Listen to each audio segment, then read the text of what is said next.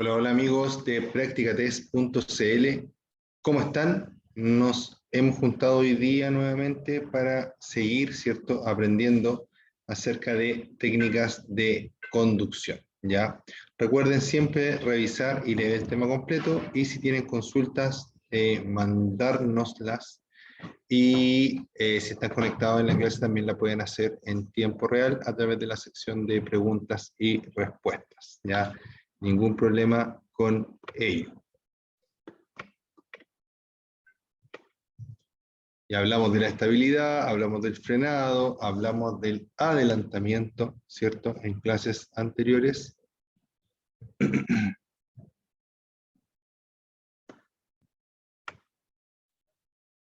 Hablamos del sobrepaso y sus diferencias, ¿cierto? Y ahora vamos a hablar, o vamos a empezar hablando de la conducción en curvas. ¿Ya? Recuerden que esto es practicatest.cl y que yo soy el profe Ricardo Cornejo, ¿cierto? Y que deseo que ojalá les sirva mucho lo que nosotros aquí vemos y analizamos, ¿ya? Recuerden siempre, ¿cierto?, que estamos abiertos a cualquier consulta o sugerencia que puedan tener. Nadie es dueño de la verdad, ¿cierto? Tratamos de hacer lo que mejor se puede siempre solamente, ¿ya? Dice entonces que con respecto a la conducción en curvas, dice que un vehículo que se aproxima a una curva tiende a continuar su desplazamiento en línea recta, ¿ya? Un vehículo que conduce en curvas tiende, ¿cierto?, a continuar su desplazamiento en línea recta. Después dice que la magnitud de la fuerza centrífuga o fuerza lateral que en una curva tiende a sacarlo de la carretera depende directamente de la velocidad y de lo cerrada que sea la curva, ¿ya? Entonces, aquí hay dos factores o tres factores súper importantes en las dos primeras líneas, ¿cierto? Primero dice, ¿cierto?, que el vehículo siempre va a querer seguir recto, ¿ya? Y es por eso que el doblar le agrega otra complicación, ¿cierto?, a la conducción. Además de eso, dice que qué tanto le cueste doblar al vehículo va a depender de la velocidad a la que yo vaya y de lo cerrada que sea la curva. Entre más cerrada sea la curva, más me va a costar doblar. Y entre más rápido vaya, más me va a costar doblar. Por lo tanto, ¿cuál es el parámetro que puedo controlar yo? Lo que puedo controlar yo es la velocidad, ¿ya? Y con el trazado que describe la curva también puedo suavizar un poquito, ¿cierto?, la forma de la curva, pero muy poquito. Donde más tengo injerencia, ¿cierto?, es en la velocidad. ¿Y a qué velocidad debo pasar una curva? Eso va a depender de cada curva. De lo que sí debo estar seguro es que esta curva debe permitir, ¿cierto?, de que esta curva debe permitir, que la velocidad en la curva debe permitir que yo pueda mantener el control en todo momento. Dice, un buen consejo es que reduzca la velocidad antes de la curva y que contrarreste la fuerza centrífuga adoptando una posición inclinada. Por eso que los conductores de moto, los pilotos, ¿cierto?, cuando van doblando, sobre todo en curvas, ¿cierto?, más cerradas, se inclinan y entre más rápido van, más se inclinan, por decirlo así. Prueba de ello está en que cuando vemos las carreras de moto, los pilotos van prácticamente rozando la rodilla, inclusive a veces rozando con el codo, ¿cierto?, el asfalto de lo inclinado que van. Para enfrentar, dice, el manejo de una motocicleta en una curva, es esencial mirar al punto de fuga, ¿ya? ¿Y qué es el punto de fuga de una curva? En palabras bien sencillas, el punto de fuga es donde se junta la parte interna con la parte externa de la curva, ¿ya? Y que normalmente del punto de fuga es lo último que vemos en nuestro rango de visión. Entonces, si el punto de fuga está muy cerca, significa que en ese caso la curva, ¿cierto?, es muy cerrada. Sin embargo, si el punto de fuga está muy lejos, significa que la curva es mucho más abierta. Y si nos ponemos a pensar, ¿cierto? Cuando nosotros vemos una línea, un camino recto, ¿cierto? Vamos a ver que el borde interno con el borde externo de la calzada se van a juntar, pero se van a juntar muy lejos. Luego dice que para enfrentar el manejo de una motocicleta en una curva es esencial mirar al punto de fuga. Perdón, así ya lo habíamos leído. Luego dice que el punto de fuga da información de la forma de la curva, de lo cerrada que pueda ser y de la velocidad apropiada con la que hay que entrar en ella. Una vez dentro y efectuando el giro, la mirada del punto de fuga sigue proporcionando información al conductor en cuanto a la velocidad con que circula por ella y al trazado que está describiendo siempre. Podría ocurrir que la curva se cierre más de lo previsto a su inicio, ¿ya? ¿Qué quiere decir eso? Que lo que estoy viendo yo es el comienzo de la curva, por decirlo así. Pero puede ser que esa curva se vuelva inclusive más agresiva después de lo que yo estoy viendo. Por lo tanto, siempre, sobre todo si no conozco el camino, debo extremar las precauciones en una curva, ¿ya? No estamos en un circuito, por lo tanto, siempre debemos pasar las curvas a la menor velocidad posible, ¿ya? Obviamente cuidando de no obstaculizar el resto del tránsito, ¿ya? A una velocidad moderada que nosotros seamos capaces de reaccionar en caso de emergencia. Inclusive si yo conozco el camino de memoria, tampoco puedo pasar la curva a mucha velocidad, porque las condiciones del camino pueden cambiar en cualquier momento. Por ejemplo, imagínense que justo antes de que ustedes pasaron por una curva, que ustedes conocen porque está muy cerca de su casa, por ejemplo, un camión derramó combustible, derramó diésel, por ejemplo, en la pista y esa pista quedó mucho más resbalosa. Por ende, ¿cierto? Es muy probable que si tomo la curva rápido, pueda tener un accidente, ¿ya? Dice, una vez dentro y efectuando el giro, la mirada del punto de fuga sigue proporcionando información al conductor en cuanto a la velocidad con que circula por ella y al trazado que está describiendo. Siempre podría ocurrir que la curva se cierre más de lo previsto en su inicio. Siempre podría ocurrir que la curva se cierre más, ¿cierto?, de lo previsto en su inicio, que es lo que estábamos viendo recientemente, ¿ya? Las curvas se pasan lento, esa es la ley, no hay más, ¿ya? Si usted quiere pasarlas rápido, porque va a pistear como un campeón, ¿cierto?, en algún camino público, usted se está exponiendo usted y está exponiendo a los demás usuarios de la vía, ¿ya? Es muy común que sucedan accidentes, ¿cierto?, de motos que chocan de frente con autos en caminos de montaña, ¿ya? A los motociclistas nos encantan los caminos de montaña, pero si no vamos con cuidado, ¿cierto?, esto puede resultar en una gran tragedia. Hay que dimensionar desde lejos si la curva es abierta, cerrada, muy larga o muy corta. Abierto o cerrada significa que entre más cerrada es más curva, ya está más doblado el camino, por decirlo así. Y cuando hablamos de curvas largas, significa que tienen mucha longitud, curvas cortas, muy poca longitud, ¿ya? Con estos datos visuales, se debe decidir un proyecto de maniobra. Esto es, velocidad y trazado a seguir al circular por ella. Si vamos a una velocidad contenida, ¿cierto?, una velocidad baja, vamos a ir doblando y no vamos a tener grandes problemas para poder describir esta curva, ¿ya? Sin necesidad inclusive de cambiarnos de posición dentro de la pista. Sin embargo, si yo, por ejemplo, me pongo en el extremo derecho de la calle, ¿cierto?, de la calzada, y voy doblando, de cierta forma, con cierta trazada, puedo hacer que gracias a la trazada que yo haga, la curva se suavice, por decirlo así. La curva se haga menos pronunciada o menos violenta. ¿Ya? ¿Por qué? Porque yo estoy describiendo, ¿cierto? No estoy siguiendo la exacta forma de la curva, sino que estoy empezando por un lado y terminando por el otro, por decirlo así. ¿Ya? Alargando, digamos, la circunferencia en vez de achicando.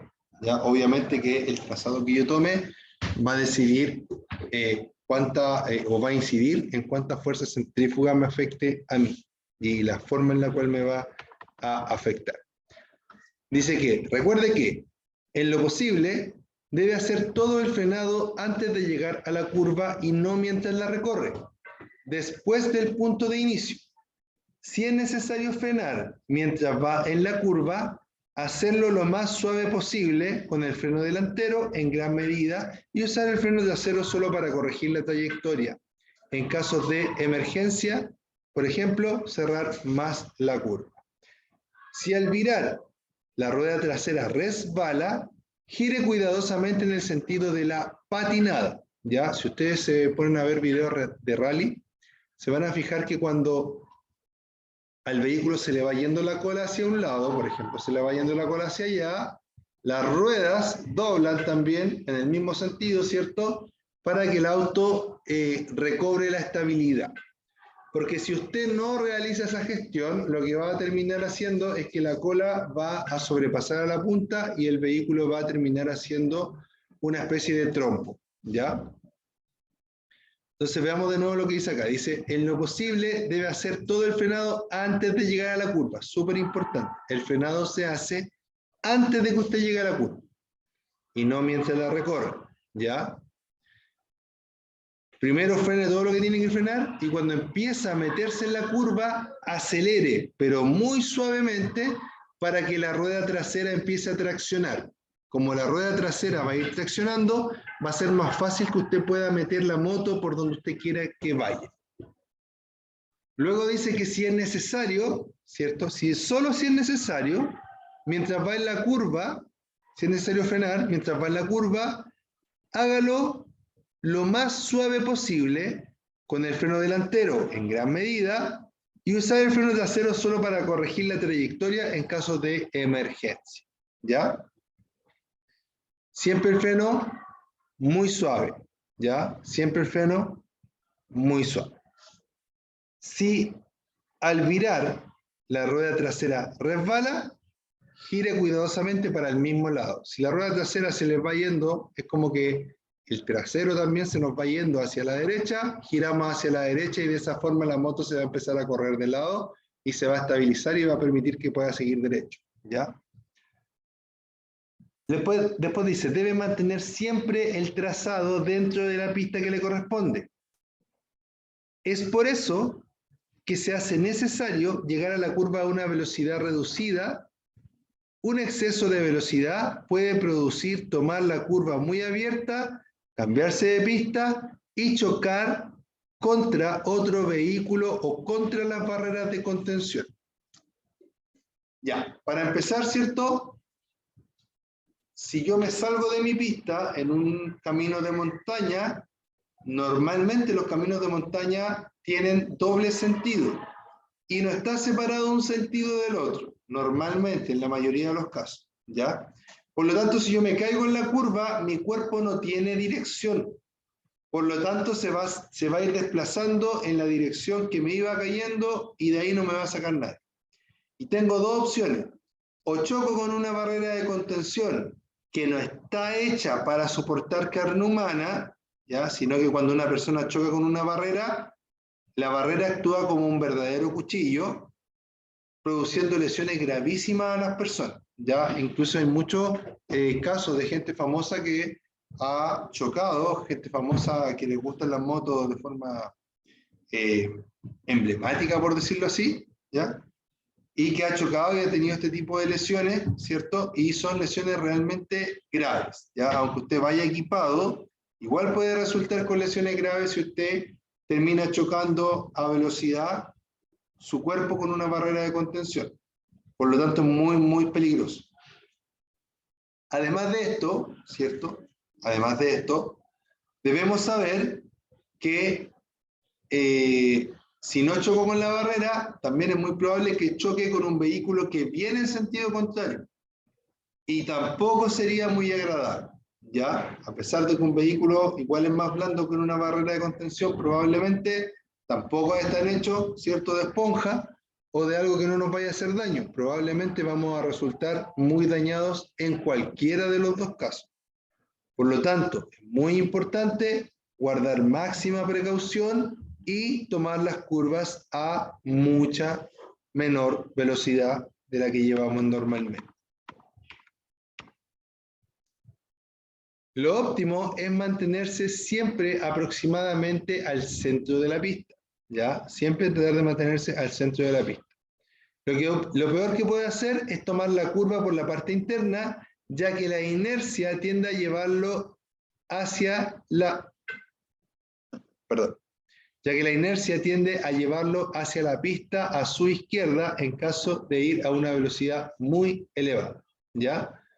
Además, generalmente el centro de la pista es la parte más limpia, mientras las orillas tienen usualmente suciedad, ¿ya? Bueno, para eso también es súper importante ir atentos, ¿ya? Porque a veces vamos a encontrar que el centro de la pista también tiene suciedad y solamente está más limpio por donde van pasando las ruedas de los vehículos, por ejemplo, ¿ya? Pero eso va a depender un poco de las condiciones de cada calle, ¿ya? Si nos vamos muy a la orilla, también vamos a encontrar más suciedad, porque los vehículos normalmente no pasan justo por la orilla, ¿ya? Sino que van un poquito más adentro.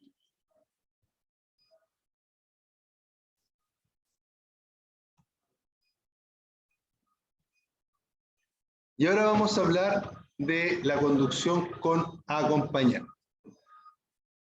Dice, el pasajero viaja igual de expuesto, por eso debe ir igual de protegido, con el equipo necesario.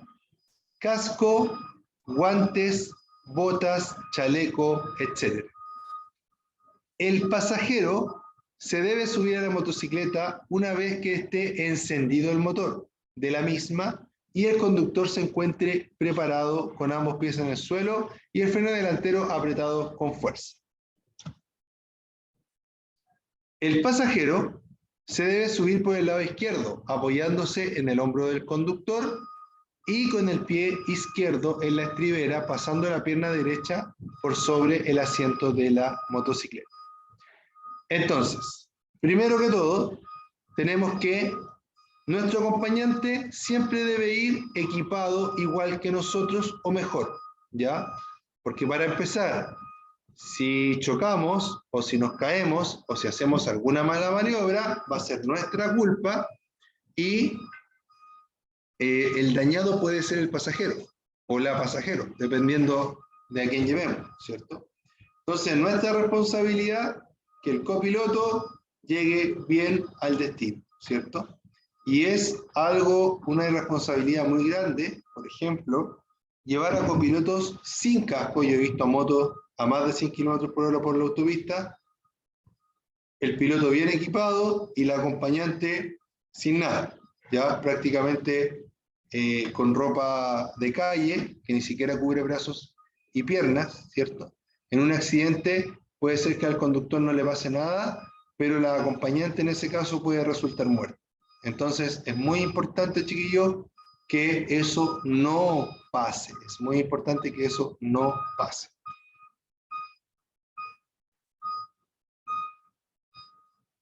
Ya, y segundo, ¿cierto? Que el pasajero se debe subir a la moto solo cuando el conductor se lo diga y esté preparado para recibir a dicho pasajero, ¿ya? Se debe subir, ¿cierto? El pasajero se debe subir a la motocicleta una vez que esté encendido el motor de la misma y el conductor se encuentre preparado con ambos pies en el suelo y el freno delantero apretado con fuerza. ¿Y cómo se debe subir el pasajero? El pasajero se debe subir por el lado izquierdo de la moto apoyándose en el hombro del conductor y con el pie izquierdo en la estribera, pasando la pierna derecha sobre el asiento de la motocicleta. Apoyarse en el hombro del conductor solo para subir a la moto, no para afirmarse cuando van en movimiento, ¿ya? El copiloto se debe afirmar de la correa de fijación o de los asideros para también afirmarse o de fijación, ¿ya? Dice que se debe sentar lo más adelante posible, ahorcadas, ya ahorcada significa cómo se sienta alguien en una moto en la parte trasera, ¿ya? Y sin invadir la zona del conductor, es decir, sin molestar, ¿ya? Pegado a él, pero sin molestar. Se debe agarrar y sujetar con firmeza a los asideros. A los asideros o asas correspondientemente instalados en la motocicleta. ¿Dónde vamos a encontrar estas asas o estos asideros, ¿cierto? Normalmente hay dos opciones. O tenemos una correa que al copiloto le queda entre medio de las piernas, porque normalmente esa correa está en conjunto con el asiento trasero de la moto. Esa es una opción. Y la segunda opción es que en la parte como de entre los muslos y el trasero del copiloto o de la copiloto, vamos a encontrar unas manillas, ¿ya? En las que las manos, en vez de ir por delante, van a ir por atrás y se van a poder afirmar de esa forma de la moto, ¿ya?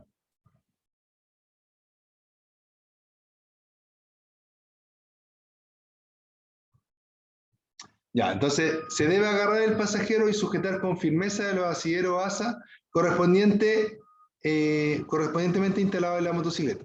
Mantener en todo momento los dos pies encima de las estriberas, ¿ya?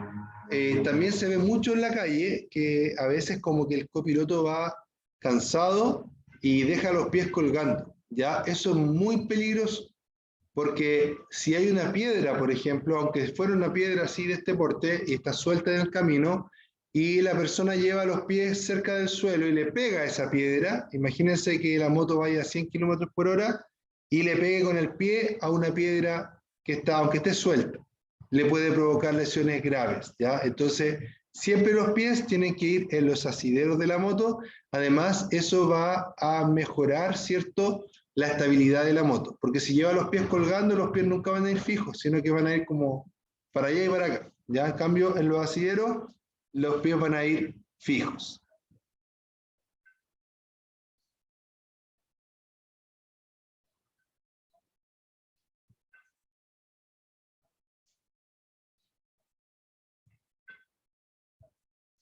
Después dice, tenga en cuenta la posición del tubo de escape, la cadena o partes móviles de la motocicleta para no quemarse o introducir alguno de los pies dentro de ella, ¿ya? Hay un problema o hay un accidente muy recurrente en la motocicleta y que es la quemadura con el escape.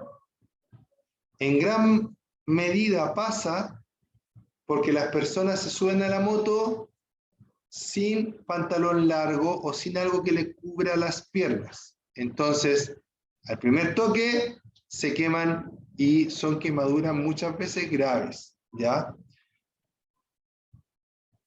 Cuenta la historia que hay personas que inclusive le ha quedado marcada la marca del escape, ¿cierto? Por ejemplo, en los escapes a veces dicen, como en relieve, en la parte metálica, dicen Yamaha. Cuenta el mito, ¿cierto?, que hay personas que se han quemado y le ha quedado grabado el Yamaha ahí en la piel, ¿ya? Así de fuerte se pueden quemar. Lamentablemente, esto pasa mucho cuando los pilotos llevan a sus hijos, ¿ya? Porque, por ejemplo, un día de verano los niños andan con short o las niñas andan con short, ¿cierto? Y el papá les dice, los lleva a dar una vuelta, les lleva a dar la vuelta y cuando los niños se van a bajar, no se dan cuenta y ponen la piernecita en el escape y terminan quemándose, ¿ya? Es muy importante que cuidemos ese factor para cualquier acompañante que llevemos. Ningún acompañante que se suba a nuestra moto puede ir con short o puede ir con chalas o puede ir sin el equipamiento adecuado, ¿ya? Si no vamos a tener cuidado, mejor que no llevemos a personas en la moto. Ya dice, entonces tengan en cuenta la posición del tubo de escape, la cadena o partes móviles de la motocicleta, para no quemarse o introducir alguno de los pies dentro de ella. Debe permanecer siempre detrás del conductor sin salir por sus costados y dejarse llevar sin ofrecer ninguna resistencia a la hora de inclinarse a medida que él lo hace. Cuando dice él, se refiere obviamente al conductor. Ya, esta parte es súper importante. La mayor parte, o muchas veces, ¿cierto? No sé si la mayor parte, pero muchas veces sucede también el accidente de que el conductor se inclina y el acompañante se inclina más que el conductor y lleva la moto hasta el piso, ¿ya? Puede pasar, sobre todo cuando estamos llevando una curva no tan rápida, ¿ya? El copiloto, al moverse de forma errática, puede desestabilizar la moto. Inclusive, en una oportunidad a mí me pasó con mi señora, ¿ya? ¿Qué aprendí ahí? Aprendí que al pasajero hay que decirle que no haga nada, ¿ya? El pasajero no tiene que hacer absolutamente ninguna gestión para la conducción de la moto. Lo único que debe hacer es estar relajado y bien afirmado. Si la moto se inclina, que el pasajero se incline junto con la moto, pero no es necesario que el pasajero se incline más, ¿ya? Entonces, la verdad que yo creo que una forma bastante cómoda de ir es cuando el pasajero toma por la cintura al conductor, ¿ya? ¿Por qué? Porque ahí se transforman como en una unidad, ¿ya? Y se mueven juntos y se van a inclinar, ¿ya? Pero ahí hay que tener cuidado de que, a pesar de que vamos afirmado del piloto, no hacer que el piloto pierda su movilidad, ¿ya? Hay que lograr ahí un equilibrio cuando utilizamos, por decirlo así, esa técnica, ¿ya? Y si vamos afirmados de los asideros, ¿ya? Ir lo más relajados posible y recalcarle al pasajero que no tiene que hacer absolutamente nada. Solamente dejarse llevar. Nada más. Ni ofrecer resistencia, ni tratar de inclinarse. Nada de eso es muy importante porque también eso produce varios accidentes, ¿ya?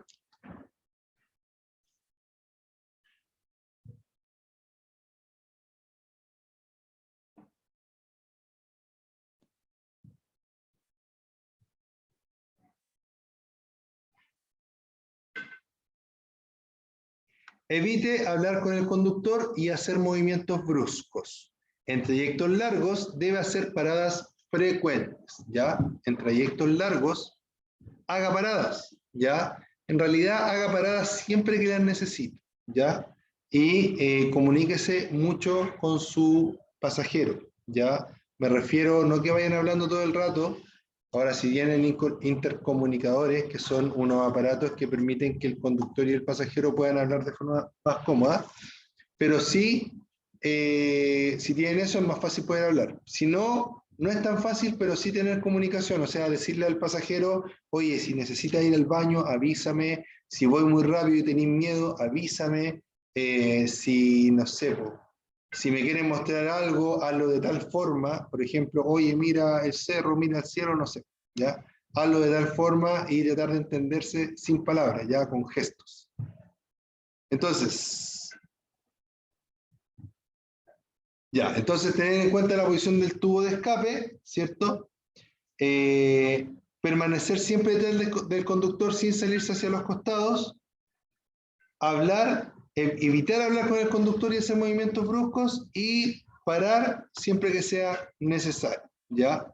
Obviamente en trayectos largos siempre va a ser necesario parar. Con respecto a la posición del pasajero, vamos a decir que para que una motocicleta pueda llevar a un pasajero de manera segura,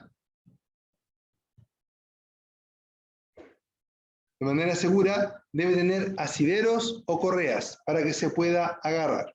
En el caso de no tener, lo mejor es pasar ambas manos alrededor de la cintura del conductor y apoyarse en el depósito de combustible, Ya también es una buena técnica el tema del depósito de combustible, pero sobre todo para algunos tipos de motos. Ya normalmente esa técnica se utiliza para las motos más deportivas, ya en las que uno va más inclinado, por lo tanto el pasajero puede ir así como encima del estanque de combustible y afirmar su peso ahí, ¿ya? Sujeción del pasajero. Sujeción del pasajero. Sujeción del pasajero. Sujeción del pasajero dice, es conveniente una sujeción firme, sobre todo cuando el estado de la superficie o carretera es problemático y presenta mal aspecto, ¿ya?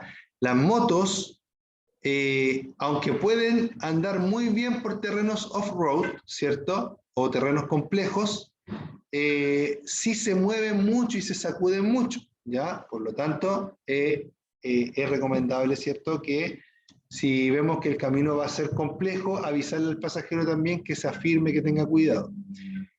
Es un tema igual, ¿ya? Yo les comento que cuando yo andaba mucho con mi señora en moto, cuando no teníamos hijos y todo eso, podíamos salir para todos lados en moto, llegaba un momento en que de repente hacíamos viajes más o menos largos, igual nosotros vivíamos lejos uno del otro, así que hacíamos viajes largos en la moto igual, y muchas veces ella se quedaba dormida. Ya cuando yo me empecé a dar cuenta que se quedaba dormida, tuve que empezar a poner más atención en eso, porque de repente iba así a firmar y de repente como que se le empezaban a soltar los brazos, ¿cierto? Y eso no puede ser, ¿ya? Es muy peligroso que el pasajero se te quede dormido, ¿ya? Entonces cuando vemos que el pasajero como que deja de moverse, ¿cierto? O baja la presión en los brazos, despertarlo, ¿cierto? De tocarle la pierna, no sé, moverlo con el codo un poco, sin que no se nos vaya a caer, obviamente, pero es algo que puede llegar a pasar, ¿ya? Y de verdad que a mí me pasaba, y que yo andaba súper atento de ese factor, ¿ya? Sobre todo cuando el pasajero ya se acostumbra a andar en moto y lleva mucho tiempo, muchos kilómetros recorridos juntos, como que los pasajeros tienden ya a relajarse. Y a veces se relajan tanto que se pueden llegar inclusive a quedar dormidos. Si tienen ese problema, vayan atentos siempre a que no pase, ¿ya? A que no pase. Hagan el gesto, muestren la cordillera, qué sé yo, ¿cierto? Pero para que el pasajero vaya, ¿cierto? También atento, ¿ya?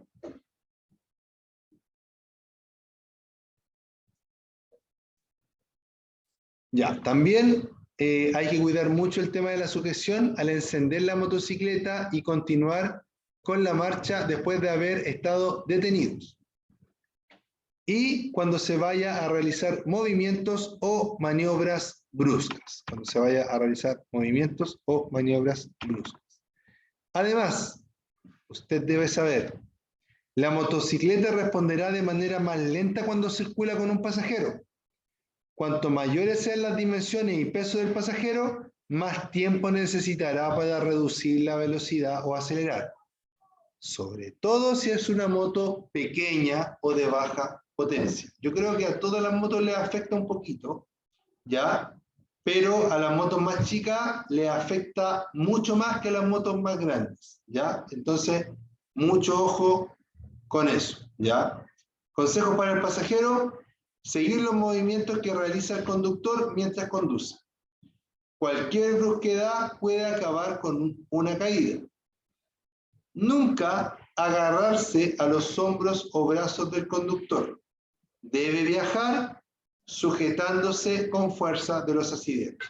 Y por último, si se va a sujetar del conductor, de la cintura. Nunca de los brazos ni de los hombros, porque recuerden que para manejar tenemos que mover, ¿cierto?, nuestro tren superior.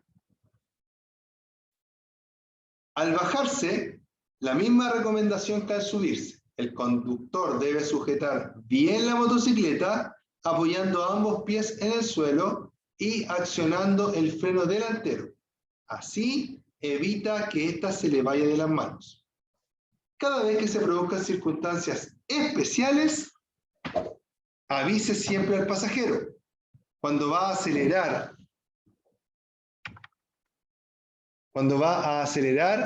al detenerse de repente o al pasar por un bache. Gesticule con su cabeza ligeramente para hacerse entender, pero sin apartar ni un solo instante su visión del camino, ¿ya? Pero sin apartar ni un solo instante su visión del camino.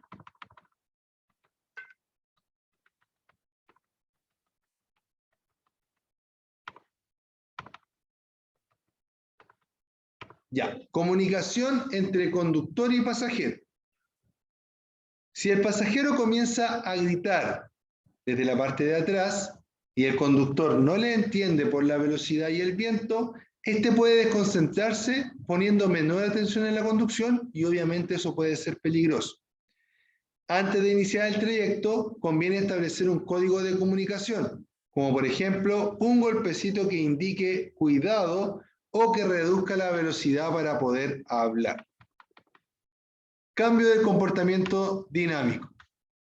La conducción con acompañante provoca una diferencia de reparto de pesos que modifica el centro de gravedad. Y con ello, el comportamiento al que está acostumbrado en su motocicleta. Usted debe cambiar su forma de conducir y adecuarse a las nuevas circunstancias. Para empezar, al tener mayor peso en la rueda posterior, el freno trasero es más efectivo y se demora mucho más en bloquear la rueda por el mayor agarre. Por esta razón, lo puede usar con más fuerza para tener una frenada equilibrada. ¿Qué quiere decir eso? Si bien es cierto, nos vamos a demorar más en frenar, pero ahora el freno trasero tiene mayor participación en la frenada, ¿ya? Igualmente se modifica el comportamiento de la motocicleta en las curvas. Es necesario mayor anticipación, ya que tiene que comenzar a trazarla antes que cuando circula en solitario. Si tenemos más peso en la moto, más fuerza centrífuga también, ¿ya? Entonces la fuerza centrífuga aumenta con la velocidad, con el peso de la moto en total, ¿cierto? Y con lo cerrada que sea la curva.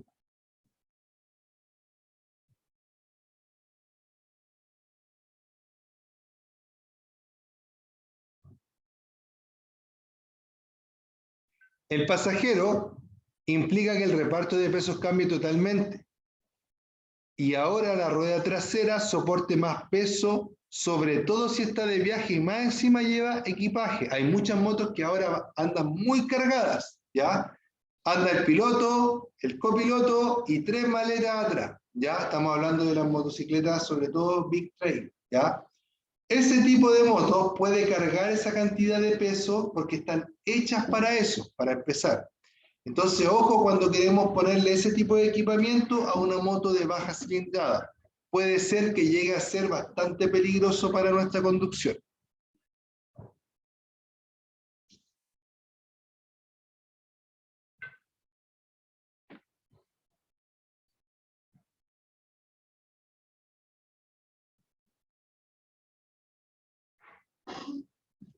Ya, además dice que también debe tener en cuenta que la distancia al suelo, eso es súper importante, también debe tener en cuenta que la distancia al suelo se reduce y es más fácil que en curvas golpee la parte baja de la motocicleta o roce con los pedalines porque van a estar un poquito más abajo. Usted debe saber que por el mayor peso atrás, pregunta de prueba, por el mayor peso atrás, las luces pueden quedar apuntando hacia arriba, por lo que debe ajustarlas para no encandilar a los que vienen de frente y además de eso para que también pueda alumbrar mejor su camino. Entonces, si yo... hay tutoriales en YouTube de cómo ajustar las luces, no es algo tan complejo. Ya se puede trazar una línea en un muro, ¿cierto? Y ahí se va viendo el haz de luz. Entonces, ¿qué hago yo? Me subo a la moto con el equipaje, con el peso que voy a llevar, con mi acompañante, y veo si las luces quedaron bien. Si no, las voy regulando hasta que queden bien en la altura que voy a tener para este determinado viaje. Y lo último que vamos a hablar el día de hoy es acerca de la conducción en grupo de motocicleta. Cuando nosotros recién nos compramos una moto sobre todo, ¿cierto? se hacen muchos grupos, así como de Facebook, ¿cierto? Ahora con las redes sociales es mucho más fácil poder juntarse, poder invitar gente, ¿cierto? Entonces, cuando conducimos en grupo debemos entender que los riesgos aumentan porque hay muchas motos muchas veces involucradas. Si somos muchas motos, no debiéramos ir tan, bueno, nunca debiéramos ir tan rápido, pero lo que quiero decir es que si somos muchas motos y vamos más encima muy rápido, las probabilidades de que algo salga mal son muy grandes, ¿ya? Entonces debemos tener mucha consideración en eso. Debemos saber también con quién salimos. Si salimos con un grupo X de motociclistas, ¿cierto? Y nos damos cuenta que ese grupo X son un poquito locos, un poquito arriesgados, y nosotros no somos así, entonces busquemos un grupo que sea más piola, más tranquilo, ¿ya? Dice, se deberá nombrar a un líder o un jefe. En definitiva, un líder que será el responsable de guiar al resto del grupo. No quiere decir que este jefe o que este líder nos va a mandar a hacer cosas, ¿ya? Recuerden que esto debiese ser una relación amistosa en la que la pasamos bien andando en moto, ¿ya?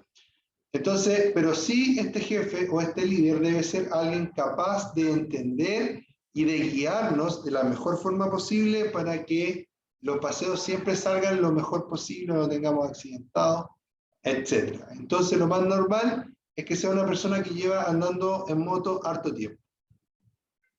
¿Cuál es la misión del jefe? Es marcar la ruta, ir delante y decidir el camino que debe seguir el resto, ¿ya?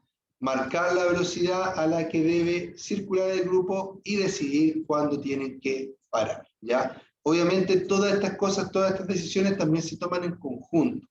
Normalmente se realiza una reunión antes de empezar, ¿cierto? Para ponerse de acuerdo dónde vamos a almorzar, dónde vamos a parar, cómo lo vamos a hacer para pagar los peajes, etcétera, etcétera, etcétera, ¿ya? El objetivo más importante del líder es velar en todo momento por la seguridad de todos los integrantes del grupo. Dentro de las responsabilidades del líder está también designar a una persona de su confianza que debe ir al final del grupo. La persona que elija para ir al final del grupo también desempeña un papel importante, ya que serán los ojos del líder a sus espaldas. Este tiene que evitar que nadie se quede atrasado y que nadie se pierda, ¿ya? Muy importante. En los grupos, uno es el líder y el otro es el que cierra el grupo. Segundo líder, no sé, se le puede llamar de distintas formas, ¿ya? Pero lo importante es que ojalá estas dos personas, para empezar, sus motos sean motos confiables, ¿ya? Sobre todo para el que va a ir al final. Y ojalá también que sea una moto relativamente rápida. Porque si en algún momento se necesita alcanzar al líder para poder informarle, por ejemplo, con un accidente, etc., esa moto tiene que ser lo suficientemente ágil para poder cumplir esa misión de forma óptima, ¿ya? Obviamente nunca va a ser recomendable que supere la velocidad máxima legal permitida, porque no por tratar de arreglar una cosa vamos a dejar la escoba en otra. Entonces es súper importante este parámetro, ¿ya? Súper importante este parámetro para que sea efectivo este tema de la organización, ¿ya?